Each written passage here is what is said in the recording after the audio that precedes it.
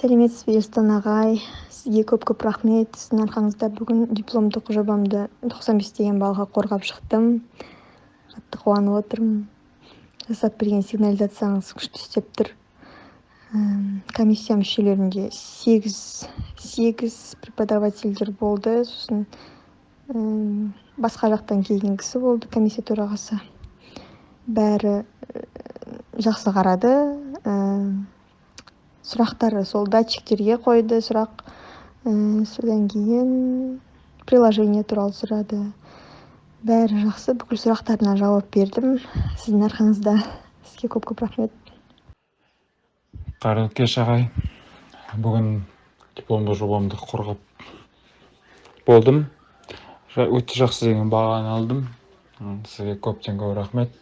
Жұмысыңызға табыс тілеймін. Отбасыңыз аман болсын. Осындай жобаларды ары қарай жалғастыра беріңіз. Яғни білікті маман иесі екеніңізді тағы да дәлелдедіңіз.